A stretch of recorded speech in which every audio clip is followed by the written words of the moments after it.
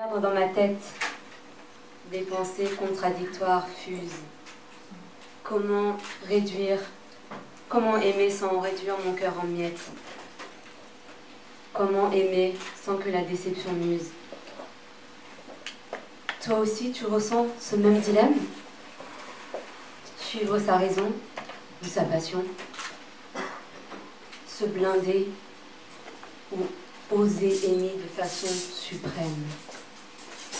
Se retenir d'être soi ou oser vivre à fond? Une amie m'a dit un jour, ne pas aimer pèse encore plus lourd.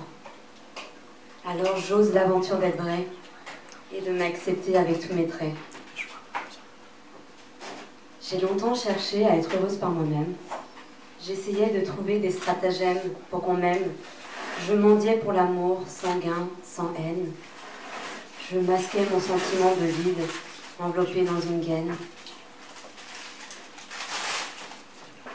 Le cœur prend une décharge de 1000 volts, telle une révolte, ma vie virevolte. L'émotion se propage dans ma glotte. Il ne me reste plus que les rêves et les souvenirs sur lesquels je sanglote. Et tout est de ma faute. J'essaie que la mémoire de toi saute. Mais je dois me relever et garder la tête haute. Mais que me reste-t-il des personnes qui m'ont renversée dans ma zone de confort? Des souvenirs imprégnés dans les murs et quand mon cerveau résonne encore.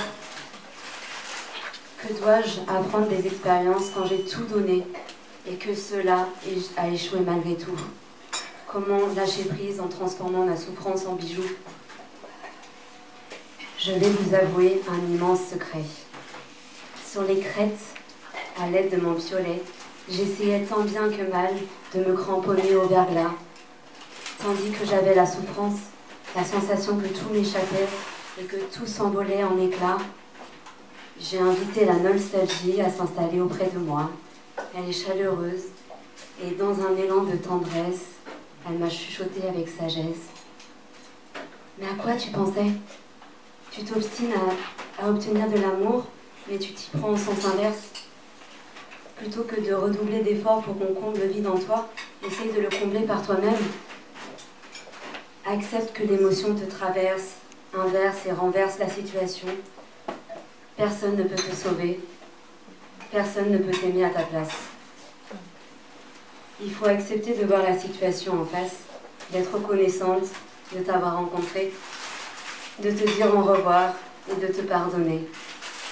De dire au revoir à ceux qu'on n'a pas eu le temps de vivre. Ce goût d'inachevé se délivre.